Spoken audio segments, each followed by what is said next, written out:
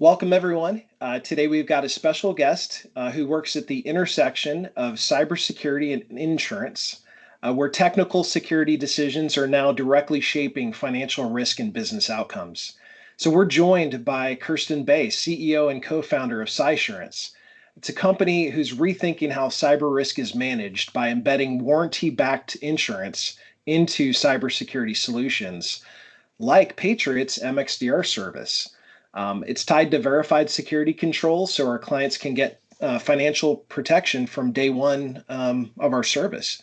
So Kirsten's also been in the trenches of as a cybersecurity operator and executive for many years, building and leading teams, driving go-to-market, and helping translate security outcomes into business outcomes. So Kirsten, we're so excited to have you on the show and really dig into your world. I have a lot of questions. I'm hopeful that Larry will be able to join us shortly. As many of our listeners know, Larry has actually successfully transitioned into being a full-time SOC operator for us, and so I think he may be working on an incident right now, which that's priority number one. But yeah, welcome to the show. Thank you. I'm so delighted to be here and also for you to be joining our Cysurance family. Yeah, we're so excited. I think it's one of the most strategic things we'll do this year. I've already been talking to my clients about it, and they're very excited and really highly motivated to improve their security controls to be able to qualify. So, I'd like to maybe learn a little bit about you first before we, get into, the service and everything. You've worked in very different worlds. Your background covers both trust and finance early on, cybersecurity leadership, and now cybersecurity insurance, but in a very innovative way. And so I had a question for you, as you maybe share a little bit about yourself and why you decided to start Cysurance. I'd love for you to maybe touch on, you know, how did you, I guess, stir up the courage to get into a space where other cyber security insurance providers have been experiencing just massive losses, through ransomware and different things. So they've been cutting limits and tightening, yet you seem to be going into the battle. So I'm super excited to hear, like, what gave you the conviction to go into the space and think, okay, I've got a solution here. Uh, People ask me that all the time, and I long ago when we first started Cysurance, and I'll talk a bit about how we got here. They're like, that's kind of a big idea, and I'm like, well, I didn't roll out of bed this morning and go, hey, what we should do is start an insurance company. It's been like years and years of bringing this together, and to your point, it's been an evolution. And I came in, I love your story about Larry, because I came into this world from finance, and when I was approached, I was working on intangible asset modeling and risk modeling in portfolios. And the question was, can I help them work on this book on built-in security? And I was like, you mean securities, plural? And they're like, no. And so I was like in the same boat, which was I haven't a clue what you people are talking about. But I became super intrigued because of this notion, of course, built-in security. Like, how do we prove how we have data modeling capabilities? We can look at valuing data, which today really is what is creating value for organizations. And so the question I really started to ask myself during this period of transitioning into the cyber world was, well, if we're using data so much to value organizations and determine what really makes an organization worth investing in or buying the product, then we need to understand what that's worth. And if the underpinning is security technology to be able to do that, how are we actually shoring that up in a way that we can demonstrate business value? And so that was really the thing that had me jump over that chasm, if you will, for being so intrigued and wanting to be part of this world. And the other piece for me was when I just kind of started really meeting people in this space, what I saw were people who were so passionate about solving a really complex problem. Mm-hmm. And I was like, these are my people. Like, I Yeah. love these people. And so I was fortunate to be able to join DHS supply chain working groups, Mm. really starting to look at that. And then, on and on, then I ended up in doing integrations with NIST frameworks and, for people who are going public and that type of thing. So sort of like melding that kind of finance side with the cyber side, and then jumped into the intelligence side. And that's really where looking at and how a threat actor would move through laterally through the network, what the lures are, how all of those components really help me look at the cyber problem from a completely different perspective. And that's really what completely catapulted me into this different realm. And then you're running network traffic analysis companies and big data companies, and trying to lead with this concept of solving a business problem to solve a security problem so that we can have a mutually aligned conversation between the business and our IT and security practitioners.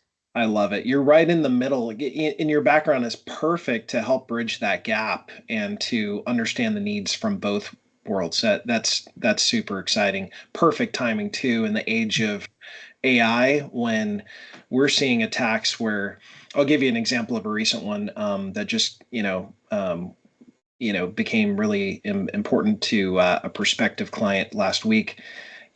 Rather than just the standard phone call, social engineering call, this was a AI agent that sounded like a human, but it allowed the threat actor to reach scale. So rather than calling, individual employees at a company, the threat actor was able to use an AI agent to call multiple people in parallel, which allowed the threat actor to really scale those social engineering attempts, right?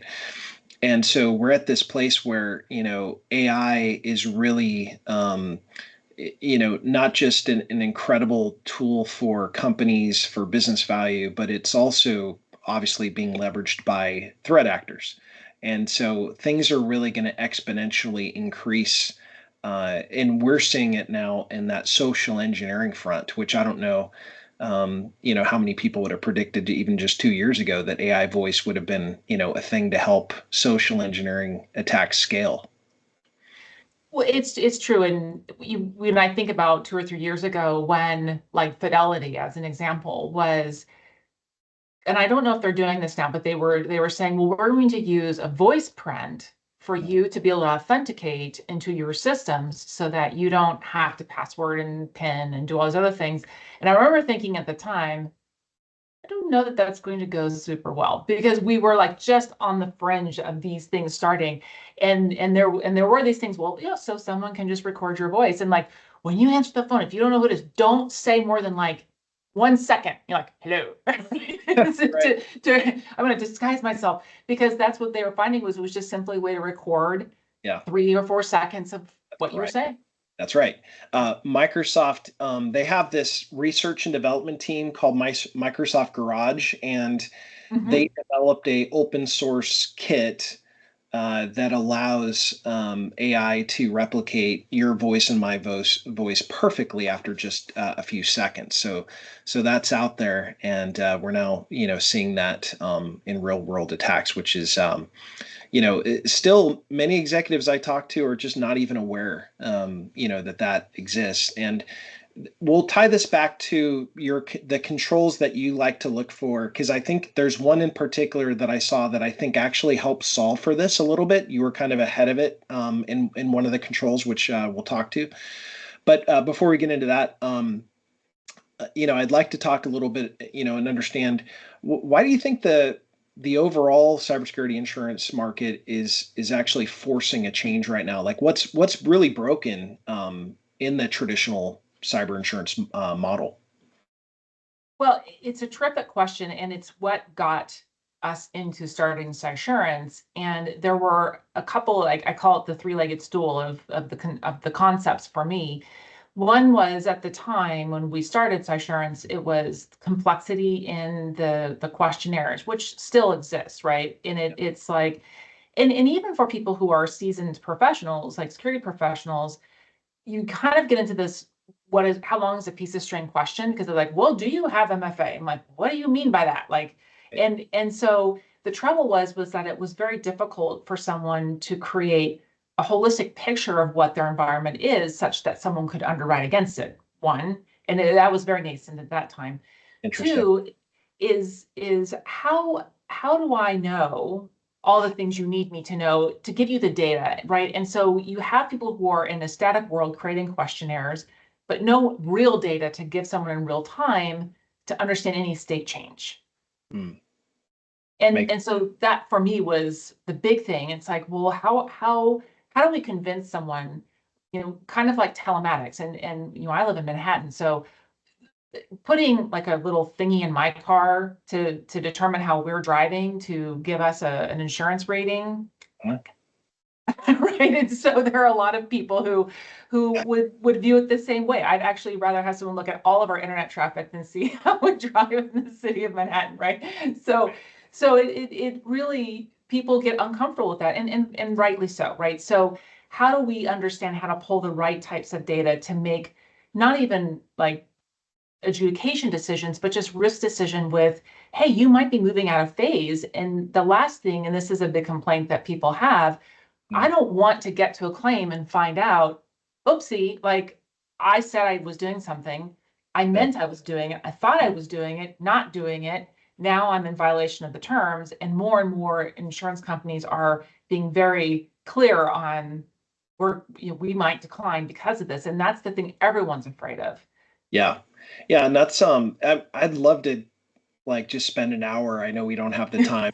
Just on this alone. I mean, I was talking at an event and there was a CISO that came up to me after and he confided in me and said, look, I'm terrified to tell our board that we don't have the controls that they think we have because they're going to think I'm not doing my job. But he's like, they don't understand the complexities of IT infrastructure, user impact and disruption, things that are outside of his control. And I said, you're just going to have to tell them the truth, and you're just going to have to tell them the current state of affairs. And it was a real struggle for him, and that's one case. There's a whole nother case where, like you kind of alluded to, where someone may think that they are doing the controls when maybe there's a gap that they're not even aware of. And yeah, so this aspect of these questionnaires, I love that you kind of touched on it, and we're going to follow up with a few questions about those as well. I couldn't help it but to add a few of my favorite controls on the risk assessment questionnaire that we're having all of our clients as they go through onboarding to get warranty coverage. I had to throw in a couple of my favorites in there too. Always fine. And, so this aspect is really, really interesting because there's a million controls out there, and how do we go about finding like the first principle controls, the ones that you can't reduce further, the ones that okay, these really mean something. And so I'm really fascinated. I have a question later where we'll get into especially with your number crunching background, how you went about like selecting, the most effective ones. But first, I want to talk a little bit about, customer eligibility. And this is something that we're going through as a new Cysurance, client.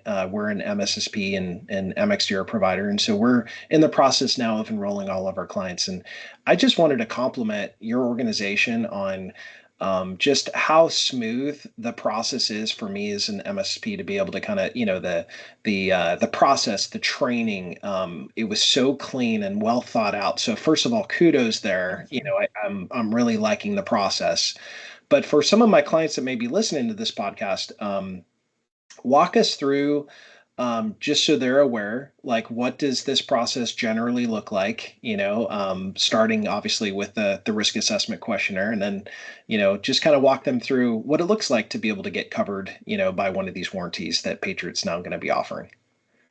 Yes, well, it's an interesting process for us because we've refined over time, but this became a product for a couple of reasons. One, to help many organizations. A lot of MSSPs were coming, about 6 years ago, starting to develop out of being MSPs, or MSPs going to offer more security services. And this was a new revenue line for them. And so that meant that they had to either go to a customer and ask for a lot more, either as an MSSP or an MSP, than a customer is used to paying, but demonstrating there's a reason why we're asking for you to make these types of investments to protect your infrastructure. And so one of the ideas was being able to tie a financial metric to it that says, if you do these things, we can, and so we started looking at it as a certification, looking at the controls being offered, the products being offered, mean time to detection and remediation, knowing that we can help organizations in the time of crisis, but also knowing not that it's zero, because this is the biggest problem in cyber, to the point that you made around the CISO going to the board, is, and this was like the third leg of the stool, which is important, which is trying to also help reframe, either for a security practitioner or for an MSSP, there's no such thing as perfect, and there's no such thing as zero. There aren't zero car crashes or zero house fires either. But what we can do is control severity. And that's the key to these controls, and the key to our looking at certifying these types of solutions is, can we help demonstrate that when something goes wrong, because we've partnered with you, we know that the severity will be reduced because we have all these elements in place. And what we wanted to prove is that when you do not a million things, but 8 or 10 things, that these 8 or 10 things will take you from a catastrophic total crashed car to a fender bender. I love it. Yeah, and this really speaks to what the industry has seen over the last several years with zero trust as a operating model to, you know, keep networks micro-segmented. So if there is an issue, the threat actor is very limited in what they can do, which was really founded upon, the principle of least privilege, but actually implementing that now through this zero trust framework. So this really aligns, I think, to where organizations are moving in their controls. But I like how you're offering that reward, that kind of that certification, and we're going to be printing out certificates to our clients, that meet all the required control. So is kind of a badge. So we're very excited about that. What, in your opinion, kind of on this topic, what are the most common gaps that you see when an organization thinks that they actually have the controls in place? Maybe this you found maybe through a claim that, okay, they didn't. Is it like backups, or what's kind of the big gaps that you often find? We find two most significant ones. One is MFA, and it's like 40% coverage, or it's coverage between like a vendor system where there's connectivity between one network and another network, and there's an admin requirement between those points, and that piece doesn't have MFA, right? So, and one might say, oh, gosh, that's sort of buried, and how would I know? Except for that, it's a really key linkage between 2 points. Right. And so that's one, right? So it's not like random endpoint over in left field. It's significant connection points. The other is patching, right? And particularly firewall controls are a big one. And I'm sympathetic to it because they are changing all the time, and yet we find that because the threat actor has the ability often to see, if they're scanning, to see, they can often find those patches. And so we do a lot of outside the firewall scanning ourselves. And we get sometimes some pushback on that, and people are like, well, I'm not sure I'm comfortable with that. And I'm like, but all the threat actors are doing it. And I'm not asking you for one single piece of data that isn't internet facing. And just so we can see what everybody else might see. That's right. That's right. It's an arms race. Threat actors have access to tools like Shodan that are continuously crawling. So they don't even really need to, reveal their source IP. They'll just use open source tools to identify, what operating system version your, firewall is running at. They can cross map that the instant a vulnerability becomes known and exposure is known, and now they have a targeted list. And often there's 1,000 to 10,000 of those kind of exposed endpoints. And so it's a race. Can those organizations internally rush to apply patches? And the challenge, I was an IT director for many years. And so the challenge is some of those patches actually are disruptive, bad. They can break and bring down businesses. So this principle of resilience in the midst of an event is so critical. There's a book I love by Rick Howard. It's called Cybersecurity First Principles. And there's a chapter on resilience that talks about, having an organization continue to operate in the midst of an event And I just loved his perspective on this, right? Because this issue that you're really touching on, patching and firewalls in particular, over the past 2 years has just been an epidemic problem, in particular with a few vendors. I won't mention their names, but there's been a few that have they've had some tough years. Yes, yes, it's true. And it's a challenge because and I it was a conversation I had years ago with someone who became the CISO of a big brand that has franchises, all kinds of franchises. And I was asking, well, how do you support all of these different types of franchises? And he said, well, it's interesting because number one, it's not a requirement. Number two, we're there to help support, but it's literally like number 35 on the list of things that these new franchise owners are worried about because food temperature, compliance with employment law, like all of these things are really critical for these organizations running businesses. And candidly, security just isn't like the top of the list. And so I'm like, oh gosh, it's terrible. But the fact is that we're all in the business of doing business. And the threat actor spends all day, every day, because that's their business to figure out how to hit us, right? And so to your point, that's just the nature of the beast. And so they are always going to outrun us. And it got a lot more efficient to do it this way than rob banks, which is why we are now here. Yeah. So Yeah, and they're doing it from countries where there is no extradition treaty, and probably from governments that even encourage the kind of behavior due to geopolitical issues, and so we're just not going to see that stop anytime soon. There's I think been some proposals talking about verifying identities at the source of internet connections. Very, very hard to actually implement. That would require countries to even turn off peering connections to other countries, but then you have VPNs to get around that. So as long as we have commerce on this thing, it's going to be a problem for the foreseeable future. Big challenge for sure. And So yes, patching, big one. MFA, huge. You mentioned, I liked what you talked about where you've seen cases where MFA wasn't fully deployed.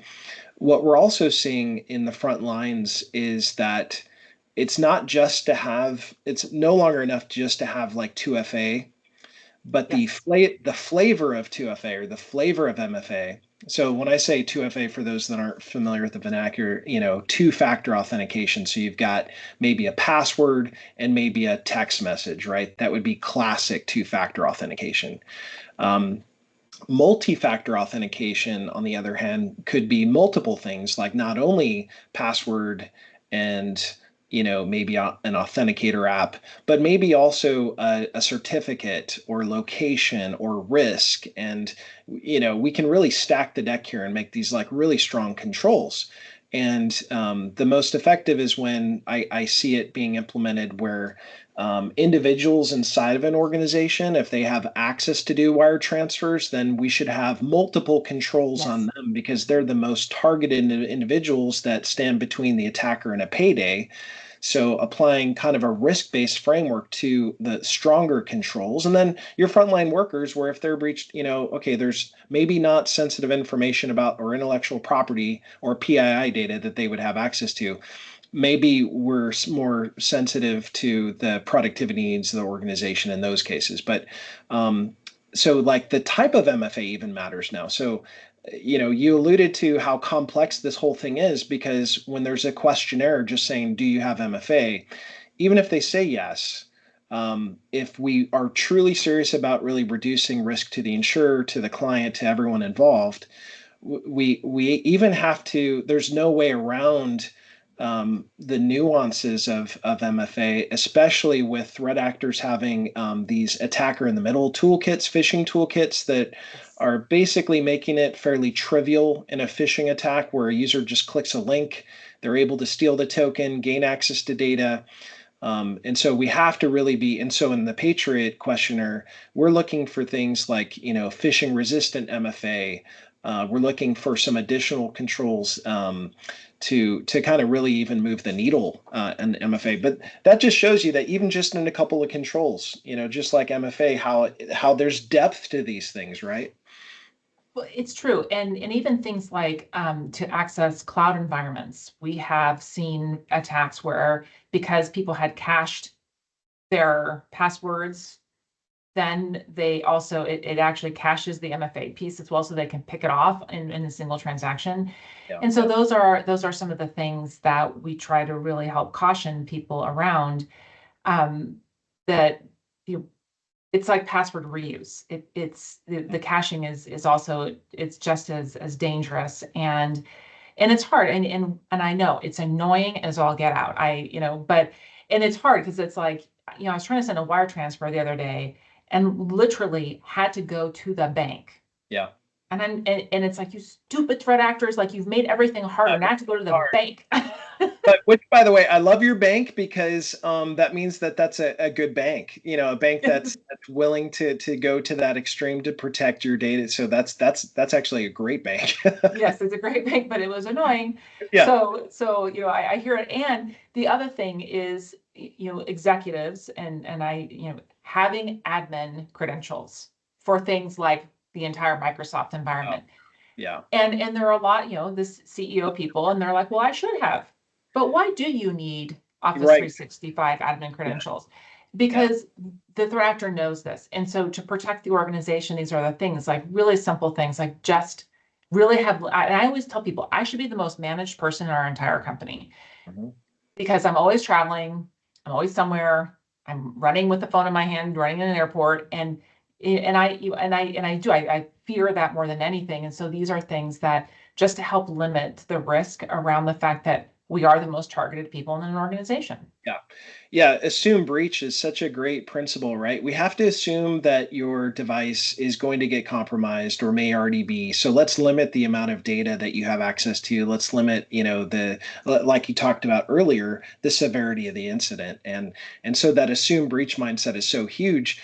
This is one reason why one of the things we do at Patriot is we limit the amount of data we have. So we have a very strict data retention policy that deletes emails and documents after a period of time. It's a very short period of time because we assume at some point, even us internally will have an incident. And when we do, we want to actually limit the amount of access to data as to the least amount as possible. And it took us about a year, Kirsten, to actually do the diligence to find out, okay, for every, department and every need, how long do we really need to keep that? Okay, let's flip the switch and start deleting things. That takes a lot for a business to get to, but that's a great example of maybe a future control of, do you have DLP policies reducing the amount of data you have to the least amount possible? That would be a fantastic way to kind of reduce severity of events, right?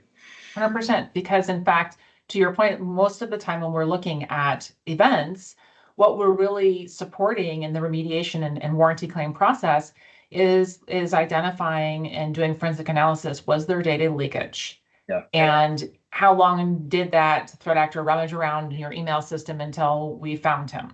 Yeah. And so those are the things that, now do we have disclosure, and when do we have disclosure? And so that's where a lot of our warranty remediation dollars go towards, is that type of management. Yeah. So I can't resist a side kind of comment here. When I read disclosures by organizations and they'll often have a paragraph that says, there's no known access to any of this information. In the back of my mind, I know oftentimes it's because they didn't have auditing or logging to prove one way or the other. So it's really a funny thing that, and I don't know if you have an opinion on this or not, but that if you ironically didn't have auditing and logging to show exfiltration, it actually probably helps some of those organizations when they're doing their disclosure saying, we don't have any evidence that the threat actor accessed the data that it exfil, because there frankly is no log, showing that.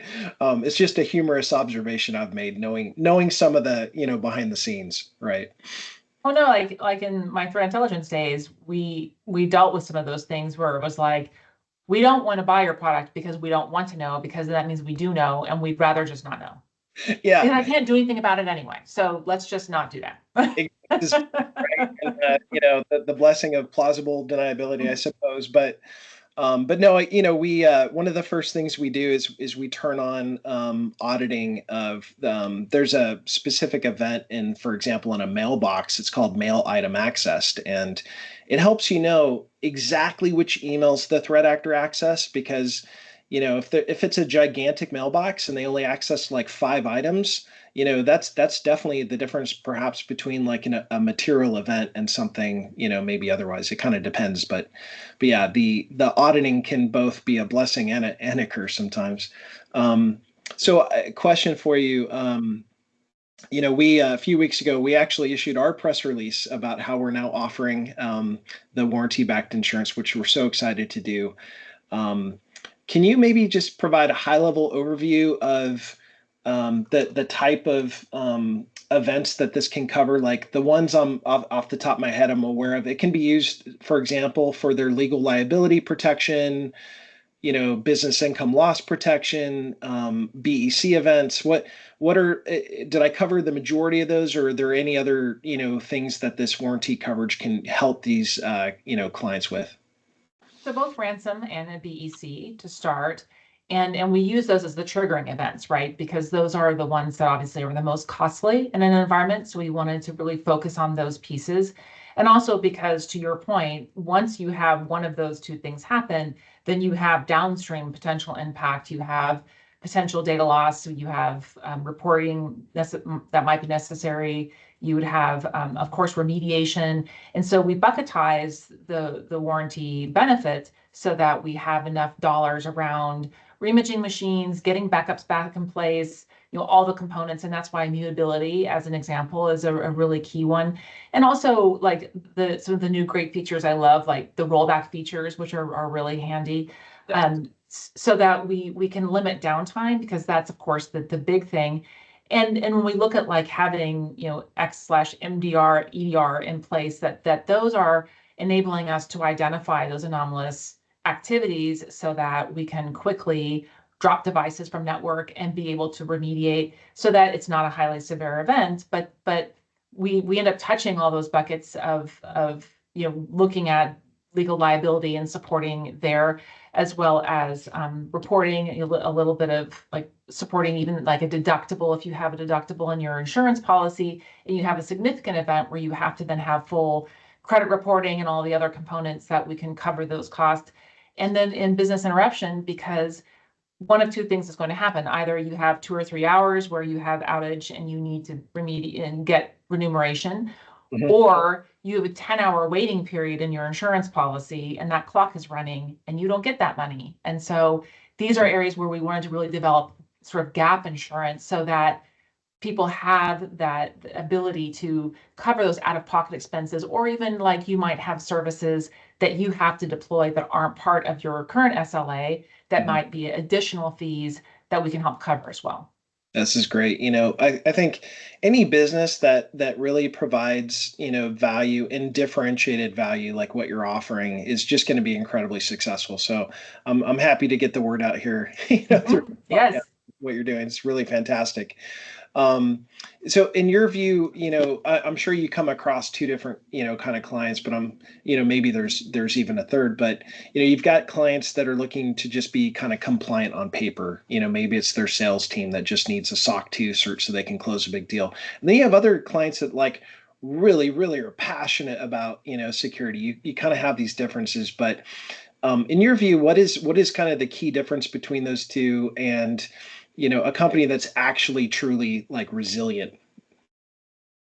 Yes, it's an interesting thing because obviously people know that security is important. What I like about our controls and the relationship that we have is that it enables us jointly to identify the high priority items Mm. so that we know that we can set a framework of resilience, even for organizations who it may be a paper thing, or it may be, I just don't know, right? And this is the thing that I have been trying to make our mission about, which is when you have small and medium-sized businesses. I mean, businesses that are $200 million, but they could be, a family-owned manufacturing organization, and they're growing rapidly. To be able to help them not kind of get that vapor lock of, I don't know what to do, so I'm not going to do anything. That is my biggest fear. And so being able to help them understand that if you do these basic things, you've worn your cyber seatbelt, as I like to call it, right? We have airbags and lane drift, and your car can park itself and do all kinds of cool things, but you have to start with wearing your seatbelt. It's key, right? Yeah. And for those, it helps orient to you can actually do something yourself. You Mm. have probably Office 365, all that stuff lives in there. You can have immutability in that product. You can Yeah. have MFA in that product. You can Yep. have data retention in that product. And so it's getting people, you can set it yourself. You have the tools. We can expand them. We can do least privilege and Okta, like all this other stuff. But knowing that there are things that they have power over and that they're simple enough, I Mhm. think helps the people who are like, look, I've just got to check the box and move on, Yeah. actually understand there are ways for them to meaningfully change their own risk profile. Yeah. So definitely education, right? Helping them. Mm-hmm. It doesn't have to be a big investment here. It can be done, like you mentioned, especially the Microsoft platform. All the tools are there. They just need some configuration and guidance. And Yes. at Patriot, 10 years ago, we started something we called Secure Shield, and it was about hardening the configuration to the absolute best practice possible. And when we first started, there was about 100 different configuration settings 10 years ago. There's now over 1,000. And every month we track new configuration to identify risk. And we're standing in front of the fire hose of configuration change and guiding clients through hardening. So clients that are familiar with like NIST CSF, you have this like prevent bucket. So we offer that like hardening service. And then our MXDR is really that detect and respond. But educating clients that the default configuration, it definitely can expose you to risk. It needs to be hardened. Someone's got to do it. And so if you don't have that internal staff that has the time or experience, partners like Patriot can absolutely help do that in a very efficient, quick way. But and now that we offer this warranty program, it really can help overall reduce risk, which is our mission. So our mission at Patriot is helping our clients manage their cybersecurity risk through secure configuration of their Microsoft Cloud platform, which we hyper specialize on, and we do offer. Because of our partnership with Microsoft, we can use Microsoft funding to pay us to actually do this work. So the clients often don't even have to come out of pocket. So which has been great. Didn't realize that. That's really cool. Yeah, absolutely. Okay, quick question. So what does good look like when it comes to like a claim? So imagine, an incident happens, a client files a claim. So what separates like a really smooth claim process from a nightmare? And what do you wish every security leader had documented before an incident? Well, you did mention the key word, which is log file, and that's something that's really critical for us. And the challenge is that we've tried a million different ways to kind of this is the log package we need, but unfortunately, as you know, you've seen one because it sort of depends on what the compromise is, how they came in, and so on. So making sure that there's good log capture so that we can identify the source, the patient zero, if you will, because that's really the key. And understanding, does patient zero, did they have MFA, were they patched properly, et cetera. Got it. So being able to get that in place is really the key thing, so that we can move through it quickly. And then identifying, if we need to be able, if we're going to be triggering insurance, because in that workflow, we like to sit behind the insurance company so that they can run the process. And then we'll pay deductibles or other out-of-pocket expenses. But we do not, and this is a very important thing to cover, is we do not want to be in conflict with the cyber insurance company. We just want to be able to provide that check when everybody's done. Yeah. And that's a key thing too. Yeah. Now, someone asked me when I was kind of trying to explain some of this, like, would you, and I don't know if this is an appropriate kind of analogy, would you consider the service similar to like Aflac Yes. for, like that? Is that okay Yes. to, okay. It's a great analogy. And Okay. and it's we can have like the gap. Yeah, I love it. Okay, good. I wanted to make sure, yeah, because I'm Yes. like, I believe so. I'm going to check with Kristen to make sure. Cyber. Okay. And then now this next one, this is the question I've been waiting to ask because I'm a geek on data. I love, this concept of controls and like which controls. So, since there are just a million of these kind of controls out there, there really are. If you look at NIST and Quite literally. CIS and SOC 2 and ISO and, there's all these controls. How did you land on the top controls that you select? And I know it is kind of, you reevaluate those over time, but the ones that let's say are in place now, how did you land on those? How often do you revisit that? And what does that kind of, selection process look like? Well, it really came from years of my looking at the mapping of compromise and where those pivots occur in environments, and really looking at, well, what are the basic ways that we can help mitigate that? And the truth is that in the organic world, right, there are baseline fundamentals that are true of everything, of biology and physics, and I believe that to be true also of cyber, even with AI and these other complexities. Now, does that mean that they're perfect? To your point around MFA, no. And there are new types of solutions coming out that like will authenticate the user, that like I'm authenticating that it's Joe and I know things about you, as opposed to my just having a token. And so what I think we'll see are, particularly around identity and access management, a continual evolution of our having our own fingerprint from a security technology perspective. But and so what we're always looking at are the new versioning technologies that are solving and sort of bookending, if you will, those types of key controls that we know are the laws of security physics, right? That then help augment what we know are the fringes of when we know that there like might be a patch missing, or you might be one version behind, or things like that, where we help kind of shore up some of those other elements. And I have a list of them. Is it okay if I share that just so Of that people? course, Okay. yes. And also, I want to see the ones that you added. Oh, okay, cool. Awesome. So, um, and I love this list. So, clients need, next gen AV EDR. So let's talk about that briefly. Antivirus in and of itself, signature-based files, no longer good enough, right? Because threat actors can have polymorphic malware that can call home through C2, get new signatures, bypass. So we really want to see EDR, and that's pretty. I haven't really met a client in the last several years that didn't have EDR, so this is good.